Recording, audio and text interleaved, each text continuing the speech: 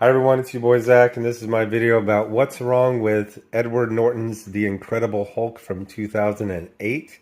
I saw it in the theaters. I really didn't think about it at all in the last 15 years, but for some reason I just remembered it, so I went to go check it out. It's actually not on Disney Plus, it's on HBO Max, and I absolutely loved it. I've talked a lot on my other channel about how much I've grown to loathe the MCU. I was actually shocked when they had the trailer for the third Ant-Man movie because they always do the whole trailer, then they show the logo, then it goes to black, and then it comes back with a trash sitcom joke. And they didn't do that. It's like they're finally realizing it's like, oh, we are literally a meme now.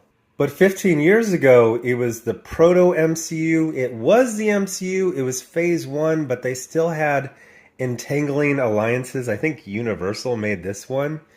And I kind of fucking loved this movie. I had so much fun watching it. And I'm not even going to bury the lead. The thing I liked about The Incredible Hulk is that it's an actual movie. It's not just a bunch of muddy digital effects scenes with some Disney tween sitcom humor. It's an actual movie. It's not necessarily a really great movie, but I remember at the time people liked it just fine. I went back to read the reviews and they were like, yeah, this is a solid movie. People really didn't like Ang Lee's movie. But Edward Norton, yeah, they were just fine with that. People just really, really liked it. Now, at the time, there was a whole bunch of news about how Edward Norton was, quote, difficult, unquote, because he was doing crazy things like rewriting his own dialogue. This is really almost two movies. There is a lot of this movie that is just Edward Norton alone or with one other person. And that stuff works really well. Then there's the scenes where it's not Edward Norton, it's a bunch of army guys, or it's a CGI fight. And those vary wildly. If you go straight to watching this movie, it's a very shocking experience because you're used to a trash joke literally every 10 seconds. I was watching a clip from, I think it's Infinity War, and it's Tony talking to Star-Lord, and for like 20 seconds they just kind of have to talk about Thanos and what a threat he is. So they decide that we can't get two jokes in this 20-second period of exposition. So they have Mantis, and she's in the background, and she's just like bouncing on something and being wacky. It's like they are so obsessed with literally everything has to be funny the whole time that they're like, well, what about this 20 seconds of exposition? Oh, what's the goofy girl from... let's just have her bounce on a trampoline in the background because she's wacky. But this one is like a real movie, and it actually reminded me how most superhero movies were like this for decades. It would be treated fairly seriously. Not overly serious, but it wasn't a comedy. It was an action drama, and that's totally what it is. Edward Norton is one of those people where I feel like in every other parallel dimension, people hate him. He's got kind of a snobby voice and demeanor, but there's something kind of warm about him, so you're like, okay, there's a 30-minute section at the beginning set in Brazil. That is my favorite part. And it's a lot of just Edward Norton by himself. He's working at a soda factory, and he's communicating with someone who's trying to help him get cured. So the things I like about it were Edward Norton, specifically any scene where it's just him and like one other person. I love the Hulk. The Hulk is very dry, as they say in bodybuilding. He's very striated. He looks a lot different from the Hulk of the previous movie. There is some really good special effects on him, specifically in the rain and in the dark. The face, for some reason, it almost looked like it was like lower resolution than the rest of the body for some reason. This movie is directed by Louis Leterrier, who he worked with Luc Besson a lot back in the day. And one of the things I like is how he directs the Hulk. The first scene, it's almost like he's some sort of phantom or he's like a velociraptor. You just get these little glimpses of him here and there, and that works great. And then we got Blonsky.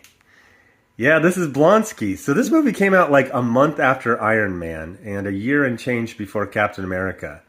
So we hadn't seen Captain America yet. So we got Tim Roth. So he would have been about 45 years old, which is funny because at one time General Ross says, Blonsky, what are you, 45? And he goes, 39. And I was like, ooh, that's... So Blonsky is a really weird character. I don't know why they decided Tim Roth was the guy to cast for this. He's supposed to be like the best soldier ever. He's just getting a little bit older. Except for there are multiple scenes of 45-year-old Tim Roth with no shirt on. And he just looks like he's got spina bifida and scoliosis. And he weirdly has like almost no neck. His chin just rests right on his clavicle. Oh, that's Blonsky.